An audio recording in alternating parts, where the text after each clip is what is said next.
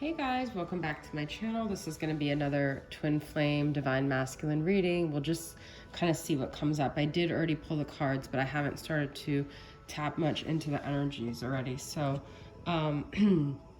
this is a dragon themed reading, and I have this dragon made by Michele at Wing and Bell. This is the Violet Flame dragon. I actually pulled the Violet Flame card earlier in my reading earlier. So okay, what we've got going on here was, first I pulled the tarot, and I did tap into some of the energy behind the tarot. So the first card I pulled was Five of Pentacles. I definitely feel there's abandonment wounds coming to the surface here. People feeling disconnected because they feel like they've been left out in the cold. They feel like Five of Pentacles is all about that scarcity mindset. So either you or the masculine, but I am kind of tapping more into the masculine energy, but the feminine mirrors it back, feels like they don't have what they need, like in this life. They're missing out on something that they need, okay? But it's a lack mentality. Have a Page of Cups again. I feel like I pulled this 3 days in a row. And I feel what this Page of Cups to me is signifying is the need to find that inner child, that innocence, that joy again, especially with this Page of Cups. But you see, there's like I want to say a telegram, almost like a letter, and the dragon's trying to grab it. This could, Page of Cups also usually means like a heartfelt message or something like that. This could be like a devouring female. I just got the energy of, the masculine might have someone in their life that they, or they might have a fear that they give a little bit and then the person just wants to like take it all in, okay? So that could also be the fear with the feminine, is that if they do come forward, the feminine's going to like latch onto their energy. So it's also a fear with that. But this, to me, this Eight of Cups reverses, I feel like the theme for this week has been a lot about releasing and letting go of the old to bring into the new. But I feel like both people in this dynamic are really having a hard time walking away from toxic energies, from self-limiting beliefs, from things that are hindering their success in their life, okay? So, this masculine has a self-limiting belief that if he opens himself up to love, he's going to be eaten whole, is the feeling I'm getting, okay? We have love who you are, which I happen to put it here, but I feel like it's kind of, always the overall theme for this twin flame journey is self-love, and finding the areas where you're not acting out of self-love, where you're not in the vibration of self-love, because we can't do anything until we get there, okay?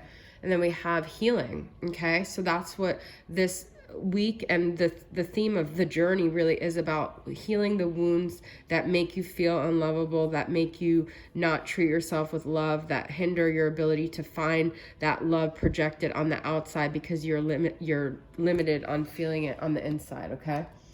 So there is an energy that's holding people back, holding on to something, being stubborn, being not open, being inflexible, okay? The masculine, I talked about this in the reading earlier, will just not open himself up to another mindset here. And because of it, heart chakras are closed. I just thought of heartbreaks and promises I've had. This is a protective mechanism of the masculine, this Ace of Cups reverse. He feels like if he keeps his world closed, he'll never have to feel any pain. But it keeps him in this stagnant energy. It keeps him in this indecisive place where nothing's moving. And he's not seeing any movement in his life at all. And I do feel with the Lovers being here that there's a curiosity still. You see, they're like checking each other out. Your masculine could literally still be checking you out. There's still a curiosity. There's still a feeling of like wanting to jump all in. There's still a connection there, but there's like a hesitation, which I talked about earlier in my reading. We've got number 2. Where did the book go for this? Because I wanted to read from the book here. I don't have it. Okay. I wanted to read from the book, but I guess I don't have it. Okay, so we have wisdom and love here. you know, the opposite of love is fear. So when we're in fear, we're hindering our love. And we have love here, 6, and the Lovers, 6. So we have 2 love cards. The point of this journey is always about illumination. The Magus here and the Imperial Dragon, which I wanted to read from the book, guys, and now I don't know where I put the booklet. So, not going to be able to do that. So I'm just going to interpret them as I intuitively see them. The Magus to me here reminds me of an Ace of Cups energy with the cup, okay? It's also maybe a feeling of being confined, okay? And then this Imperial Dragon is like coming out of that. So, and these also correlate to, this is, what is this? Mercury. So this is kind of how like our mindset is about things, okay? And what is this? Leo? The Imperial Dragon. This is about like just being brave enough to come into your own. I believe this is Leo. If I'm wrong, I don't actually know the signs, like the images that well. But I feel there's a lot of energy of like holding back versus really like letting it come out, letting it show, okay? We've got the Orange Dragon, which is bring soul families and communities together, spread belonging, warmth, and oneness, bring people everywhere together. This is like that solar plexus chakra energy, okay? Also kind of reminds me of like a Leo kind of energy here. So just incorporating this, like maybe even when you're doing visualizations or something, bringing that orange bright energy back to your world, like reinvigorating yourself with working on your solar plexus, working on your sacral, working on those lower chakras, okay? And then we have Silver Lunar Dragon, bathes you in divine feminine light. Come into balance and practice peace, harmony, and cooperation. Expand your casual chakra.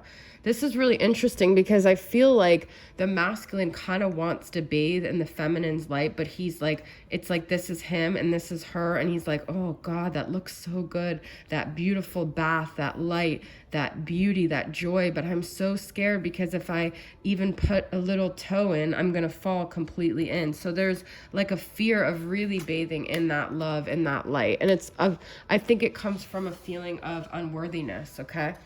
And then we have Lilac Fire Dragon. What is this violet flame energy that I keep picking up today? I don't know, but this is that violet flame again. This is another way of saying lilac fire is violet flame. So, this is open up to transcendent love and enlightenment. Purity of heart brings peace, hope, and joy. This is that thing I'm saying about 4 of Pentacles is being in a very closed energy. So I feel like people just need to open up their heart. Open your heart to me, darling. Bathe with the violet flame, okay? I'm going to try to get more information about violet flame here.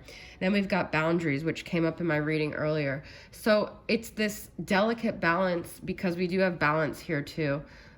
It's a delicate balance between boundaries and opening yourself up that I feel like the masculine is trying to figure out. How does he let the feminine in? And I think it's, like I said, I brought this up in the reading earlier, guys, about the feminine being wobbly. What I meant was that it's that the feminine, I was just trying to point out the fact that both parties need to work on themselves. Whenever there's something going on with the masculine, it is a response to the feminine because they are energetically connected. Okay, here we got the book. I'm sorry, but I'm very Capricorn. It's like OCD. I needed to know where that book was because I'm going to read from it.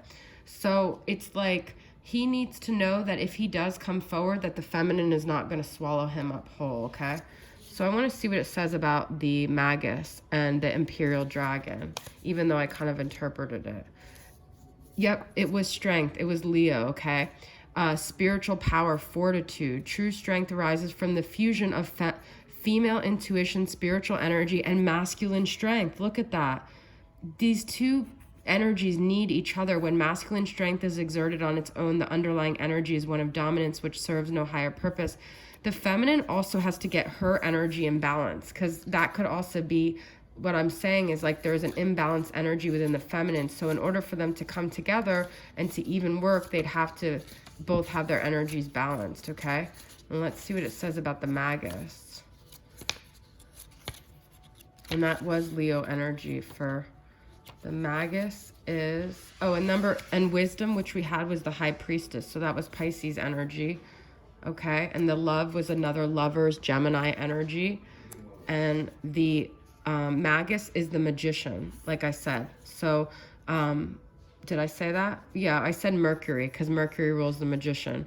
Creativity. So, drawing down spiritual energy. In your left hand, you hold the sword of truth that connects you to your higher self. At your feet is the cup of creativity. This symbolizes the situation where the energy you draw from your spiritual practices creates your reality. I've been talking about manifestation a lot this week too.